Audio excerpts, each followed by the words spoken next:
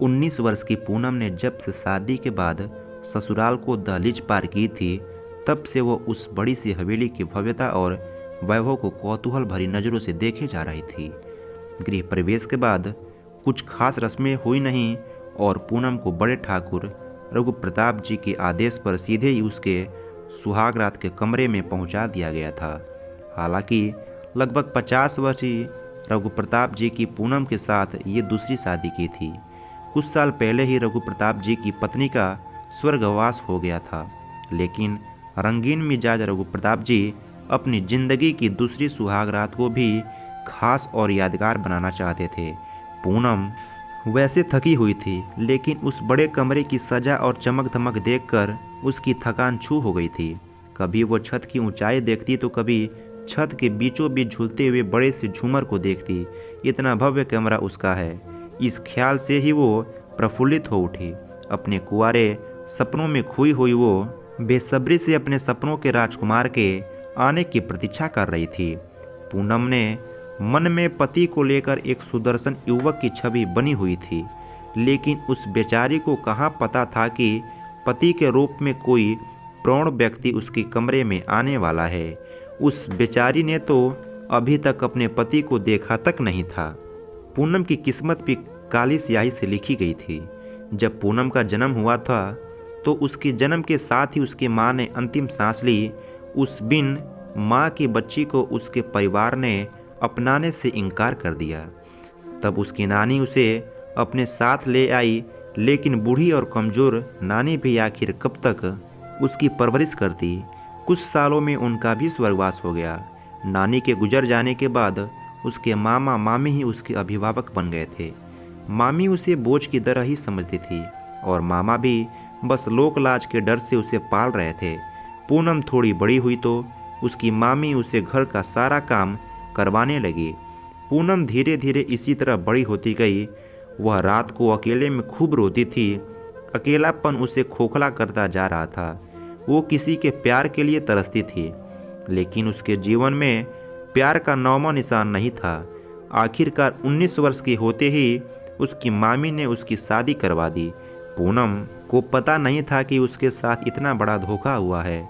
इतनी बड़ी हवेली की बहू बनकर वो अपनी किस्मत पर इतरा रही थी और सोच रही थी कि उसकी नानी सही कहती थी कि वह ससुराल में रानी की तरह रहेगी और उसे खूब प्यार और मान सम्मान मिलेगा।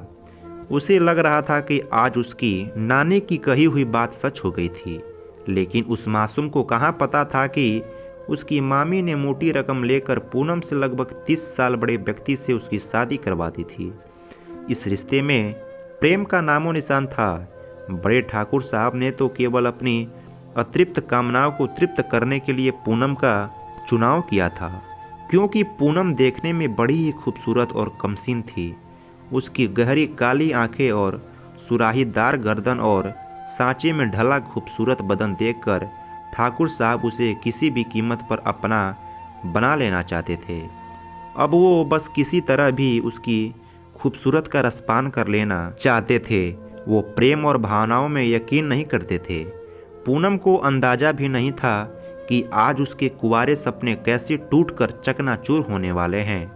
लगभग घंटे भर के बाद ठाकुर साहब नशे में चूर लड़खड़ाते हुए कमरे के भीतर आए। दरवाजे के अंदर से बंद करके गहरी सांस छोड़ते हुए मुस्कुराए और मदमस्त हाथी की तरह झूमते हुए आगे बढ़े।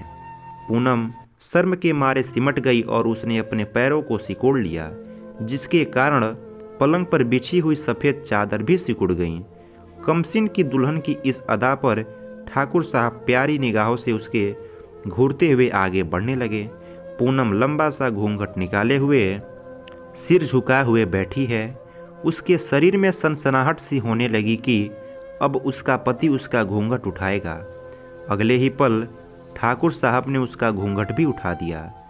पूनम ने शर्मा कर अपनी पलकें मूंद ली, लेकिन शराब के बदबू से उसने चौंक कर आंखें खोली और अपने सामने ठाकुर साहब जैसे उम्रदाज इंसान को देखकर पूनम हैरानी से उछलकर उठ खड़ी हुई और दसहत के मारे चीखते हुए बोल पड़ी, कौन हैं आप और इस वक्त यहाँ क्या कर रहे हैं?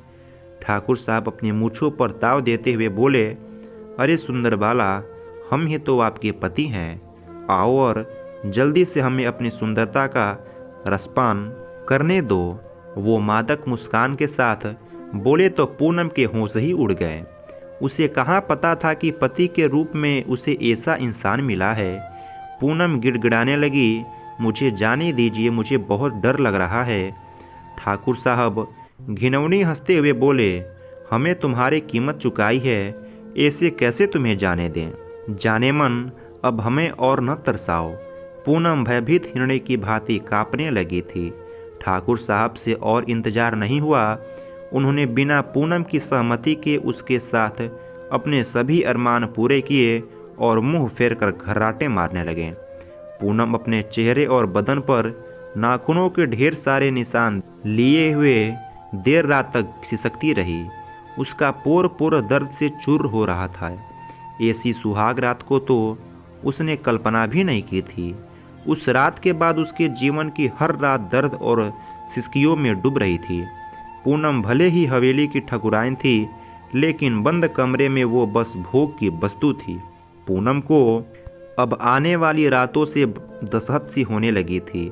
हर रात वही दरिंदगी, पूनम के आंसू और दर्द, रोज रात की यही कहानी हो गई थी। पूनम कई बार सोचती थी कि वो अपनी जान दे दे, लेकिन उसमें इतनी हिम्मत नहीं थी। पूनम अपनी जिंदगी से हताश हो चुकी थी और बस एक रोबोट की तरह बिस्तर पर अपने पति की इच्छाओं को पूरा कर देती थी। एक दिन हवेली में बहुत चहल पहल थी। पूनम को पता चल गया था कि ठाकुर साहब का बड़ा बेटा लीरभद्र शहर से अपनी पत्नी सोनिया के साथ आने वाला है। दोपहर होते होते वो दोनों आ गए। लीरभद्र पिता का ही रूप था, लेकिन उनकी तरह कठोर हृदय का नहीं था। वो लोगों के प्रति उदार था और उसका स्वभाव भी बहुत कोमल था। उसे ये तो पता था कि उसके पिता ने दूसरी शादी की है, लेकिन ये पता नहीं था कि वो इतनी कम उम्र की दुल्हन ले आए होंगे।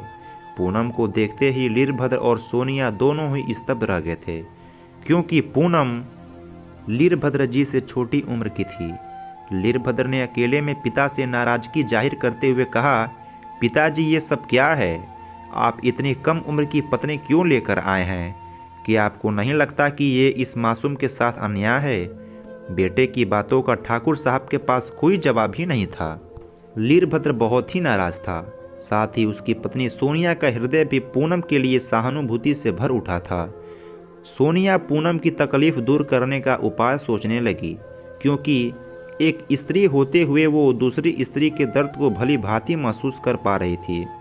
वो रोज देखते ही पूनम बस एक मृतदेह की तरह पति के अरमानों की संतुष्टि करके दिन भर शून्य में ताकती रहती थी।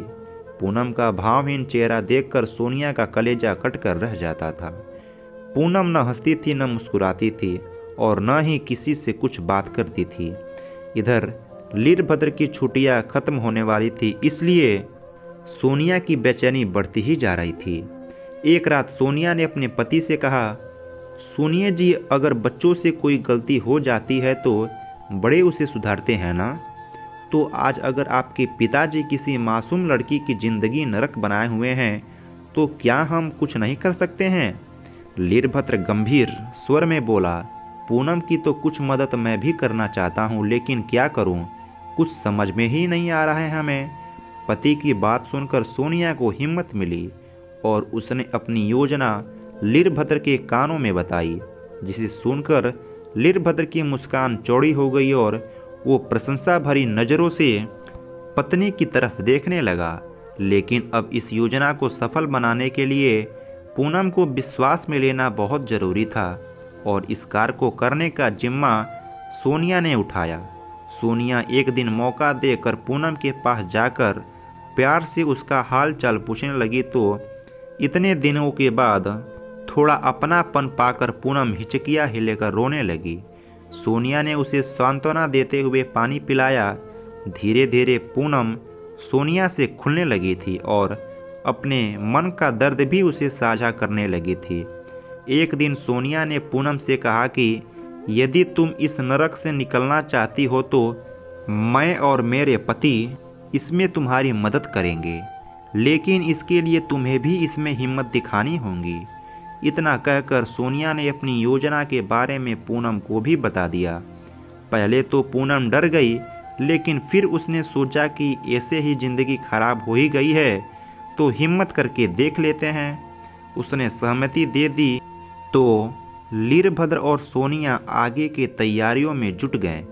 निश्चित दिन रात के भोजन के बाद वीरभद्र ने ठाकुर साहब के दूध के गिलास में नींद की गोलियां मिलाई और पूनम के वहां से निकलने का इंतजाम किया। सोनिया ने अपनी सहेली को कार लेकर बुला लिया था। वो एक महिलाओं के उत्थान से जुड़े हुए एनजीओ के लिए कार्य करती थी। वीरभद्र जानता था कि उसके पिता जब सुबह जागेंगे तो हवेली में बहुत ज़्यादा हंगामा होगा। अभी तो उन्होंने पूनम को हवेली से दूर भेज दिया था, लेकिन अभी ठाकुर साहब को सबक सिखाना था ताकि वो कभी भविष्य में किसी और लड़कियों के जिंदगी के साथ खिलवाड़ न कर सकें। आने वाले सुबह का सूरज सभी की जिंदगी में कुछ न कुछ परिवर्तन लाने वाला था। दोस्तों, इस कहानी से हमें यही शिक्षा मिलती है कि हमें किसी के साथ दुर्व्यवहार नहीं करनी चाहिए, चाहे वो गरीब हो चाहे वो अमीर हो।